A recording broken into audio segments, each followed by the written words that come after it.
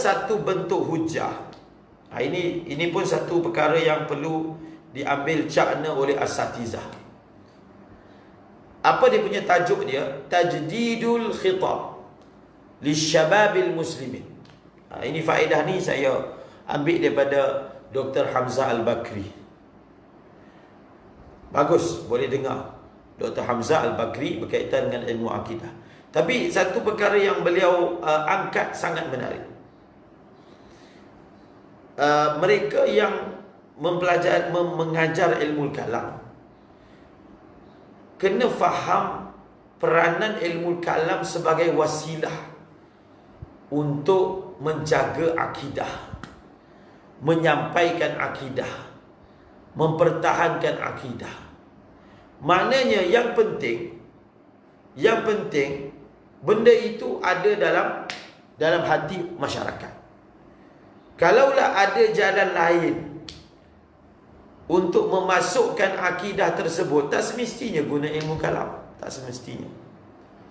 Tak semestinya menggunakan burhan. Kalau dalam istilah ilmu mantik, hujah yang konkret ni dipanggil burhan. Hujah tu konkret, burhan. Sebab itu dalam ilmu mantik, kalau kat belakang tu kita belajar tentang jenis-jenis hujah. Ada hujah namanya burhan. Ada hujah namanya mughalatah. Ada hujah namanya safsataiyah. Safsatah. Ada hujah namanya khatabiyah, ataupun diterjemahkan dengan retorik. Dia tak semestinya kita nak deliver, yang kita nak deliver, nak sampaikan kepada awam ni adalah maksud tu akidah. Jadi bila asatizah ni dia kena faham, dia kena tajdid penyampaian dia, bukan ilmu tu. Maksud sebenar tu sampaikan akidah, itu poin dia. Sebab itu sahabat tak perlu ilmu kalam. Sahabat tak perlu ilmu kalam. Dan kita pun sebut bahawasanya ilmu kalam ini adalah sesuatu yang telah diwujudkan. Sehingga Imam Nawawi misalnya menakalkan bid'ah yang berlaku adalah nazmul mutakallimin. Itu kan Imam Nawawi bagi contoh, ataupun Abdul Salam Sultanul Ulama, Izzuddin bin Abdul Salam, itu kan dijadikan contoh nazmul mutakallimin. Mutakallimin telah menyusun hujah-hujah untuk menjaga akidah. Jadi ini banyak celahu. Yang pentingnya sampaikan. Kalaulah dengan urutan-urutan yang berbelit-belit, bukan semua orang boleh hadam. Bukan semua orang boleh hadam. Yang penting itu sampai, walaupun dengan jalan penyampaian cara retorik dan bukan dengan cara burhan hujah itu. Walaupun bukan dengan jalan burhan. Maksudnya kita bawa kaedah pertama, kaedah kedua, kaedah ketiga, ta'rif itu, ta'rif ini. Bukan semuanya memberi manfaat kepada pendengar, bukan. Bukan semua. Sebab itu kena faham wasilah, kena faham maksud. Sehingga kita memfatwakan pula siapa yang tidak mempelajari akidah dengan jalan hujah macam ni, dia tak Islam. Mana boleh. Yang penting iktikad dia sahih. Kadang-kadang orang kampung ini iktikad dia ni lagi selamat daripada orang yang belajar. Sebab dia ini tak banyak fikir, dia terima je. Jadi yang deliver, yang menerima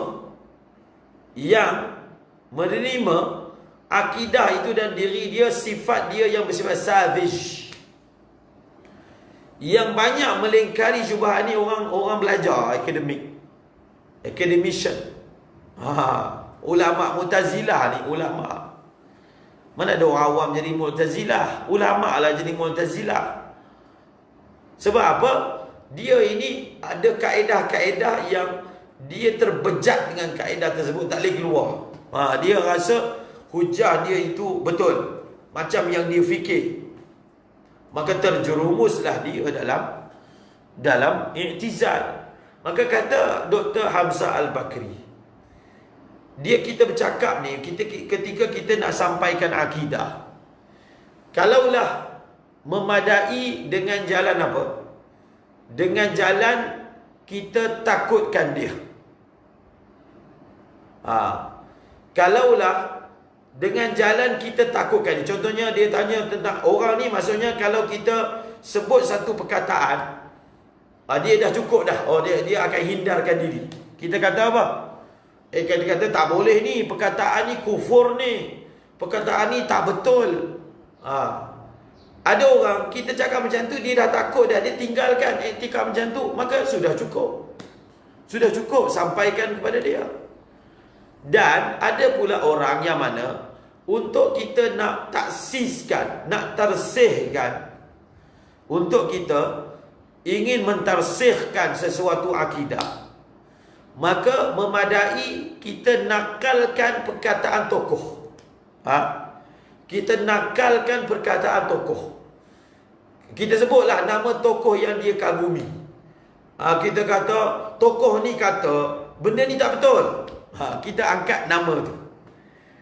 Kalau daripada segi kaedah hujah lah, memanglah sesuatu itu kita tak tengok pada siapa yang cakap, kita tengok pada benda yang dia sampaikan. Jadi ada setengah asatizah yang terlalu teknikal.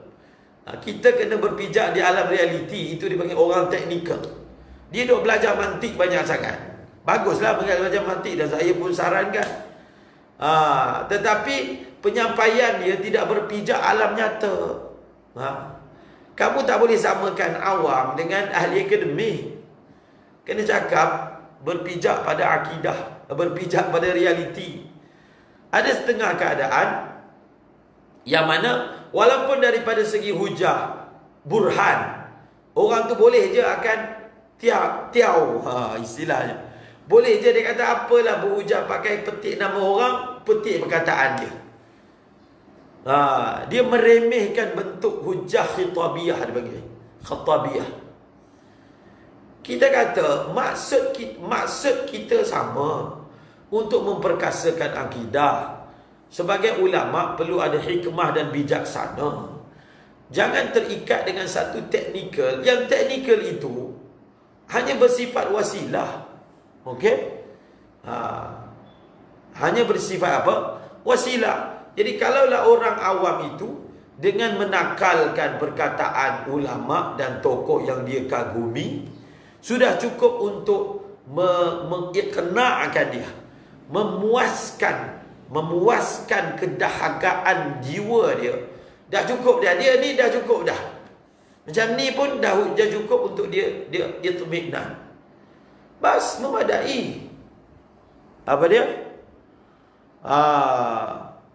Ia sudah memadai. Bahkan kadang-kadang kalau kita pergi angkat syubhat-syubhat, daripada dia tak keliru, dia jadi keliru. Daripada apa? Dia mula-mula tak keliru, kemudian dia pula jadi keliru.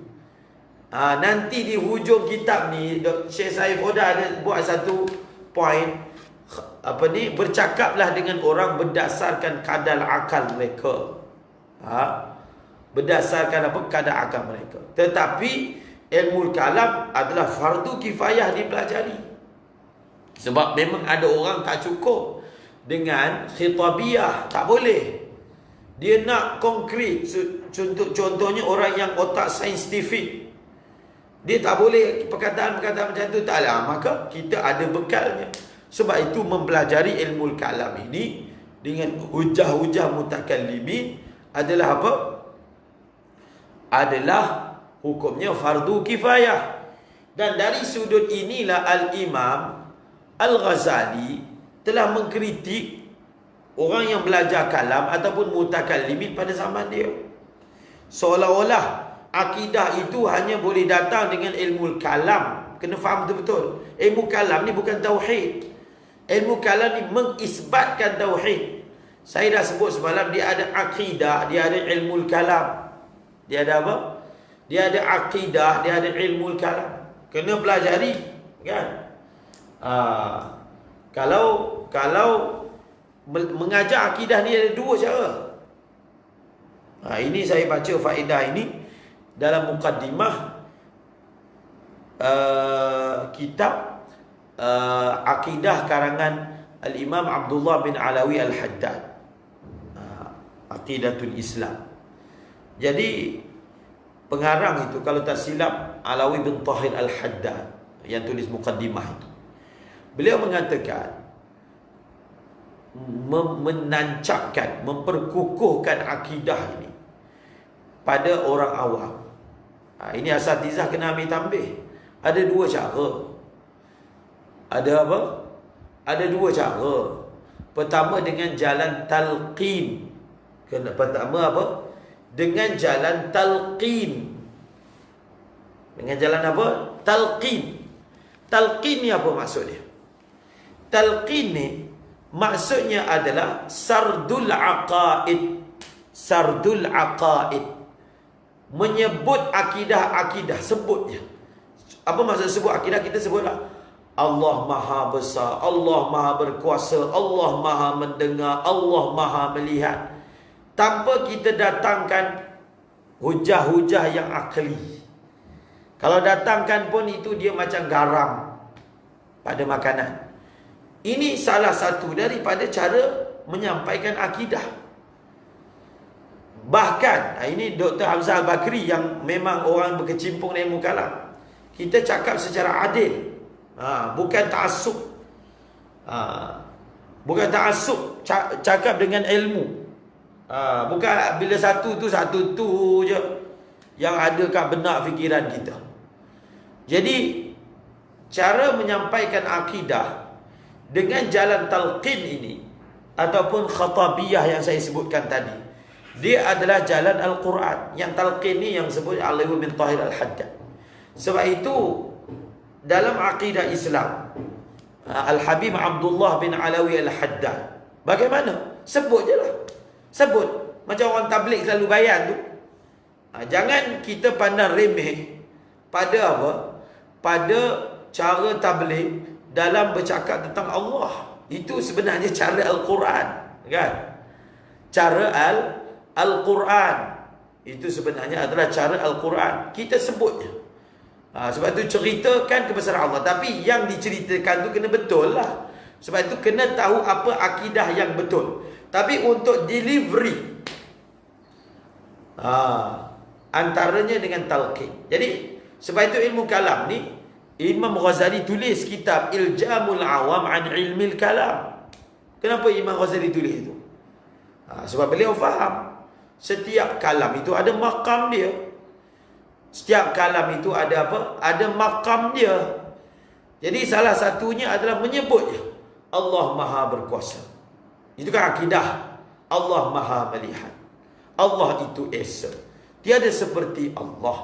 Allah itu Qadim. Tiada sebelum Allah. Allah kekal, tidak akan binasa. Sebut je, sebut. Untuk anak-anak sebut je lah. Sebab itu Allah, wujud, qidam, baqa. Itu sebenarnya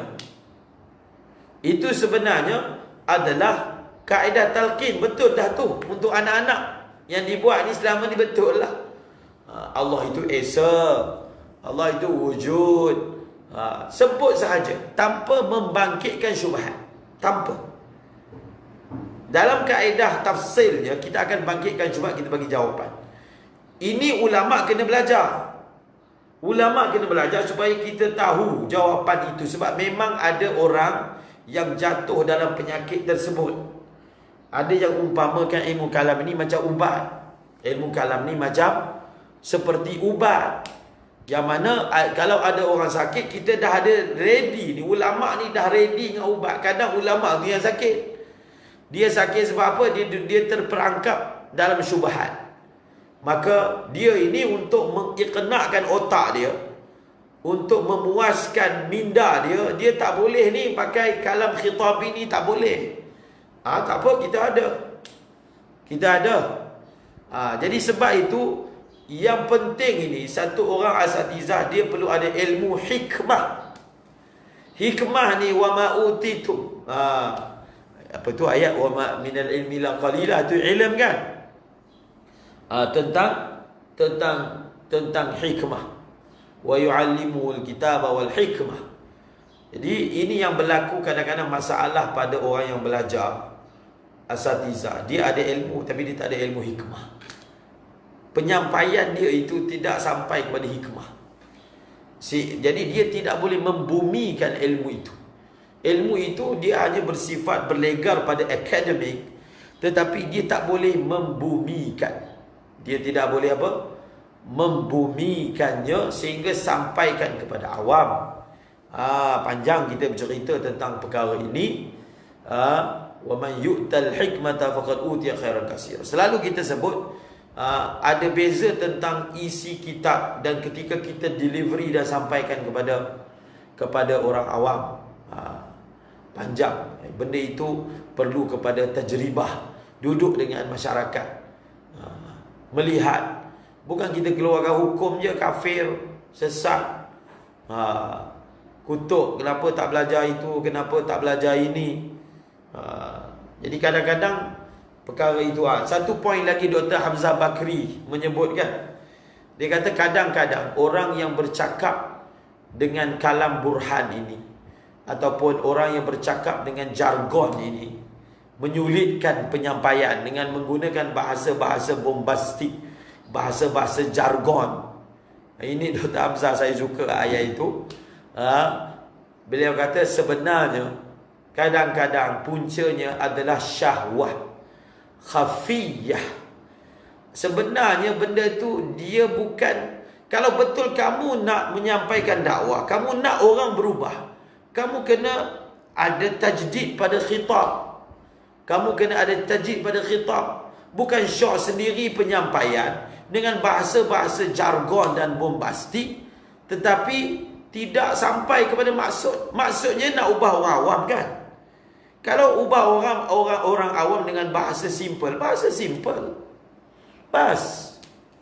Tapi kalau digunakan juga dengan bombastik, maka Syekh kata sebenarnya dia sedang memuaskan syahwat dia je. Bukan maksud untuk orang pun. Dia apa? Dia memuaskan syahwat dia. Syahwat nak bagi orang tengok dia orang berbahasa. Bukan maksud nak bagi orang berubah pun. Betul tak? Kalau kita memang maksud supaya orang itu faham, mestilah hikmah akan mengajar kita bagaimana cara tutur bicara. Ini berpunca orang yang duduk dalam dunia akademik, duduk dalam pejabatnya, tidak duduk dalam masyarakat. Dia akan jadi macam tu lah. Dia akan jadi macam tu. Dia kerja je mengarah. Dia nak paksa orang. Dia tak pernah duduk dalam masyarakat dengan erti kata tidak duduk dalam dunia tarbiyah. Tidak duduk dalam dunia tarbiyah awam, tidak duduk dalam masyarakat, maka sebenarnya penyampaian dia itu kalaulah kita perhatikan bersifat kaku. Bersifat kaku. Dia ada beza orang yang tenggelam dengan masyarakat, orang yang tenggelam dalam awam. Dia akan sentiasa mendapat pelajaran baru. Tak boleh cakap macam ni, tak sesuai, kena cakap begini. Ini ilmu yang besar. Ini ilmu yang besar, bukan biasa-biasa punya. Inilah dipanggil perlu. Dan benda ini bukan belajar pakai buku. Dia akan dipelajari dengan bergulumang. Sebab itu saya cakap bukan sebab kita orang tabligh lah, tapi itulah realitinya. Kadang-kadang orang awam je. Dia orang awam. Orang awam saja, tapi dia biasa dengan dakwah. Kita lihat dia mempunyai keupayaan untuk menyampaikan Islam berbanding dengan ahli akademik. Dia orang awam, dia biasa pergi gas, dia biasa jumpa orang tepi jalan. Jadi kalam dia itu lebih menusuk daripada kalam ulama. Betul, sebahagiannya berlaku begitu. Kalam dia itu lebih orang kata munasabah, lebih mudah hadam, bahkan mengesan kepada jiwa berbanding kalam ahli akademik. Sebab dia dah tenggelam dah tahu dah khitab begitu, khitab begini. Dia punya kalam lebih menusuk daripada kalam ahli akademik. Akademik sibuk dengan istilah dia, sibuk dengan gaya dia, bercakap benda yang bercakap itu betul, tetapi uslubnya salah, kan? Uslubnya salah. Maka oleh kerana itu, ini satu sisi yang sangat penting yang dileteri pada pagi ini. Minta maaflah, dia bila sampai satu poin yang beleter tu, dia akan jadi macam itulah. Minta maaf asatizah atas leteran pada pagi ini. Kita sambung.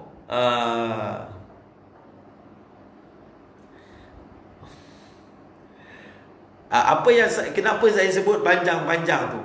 Sebab dalam buku ni sebenarnya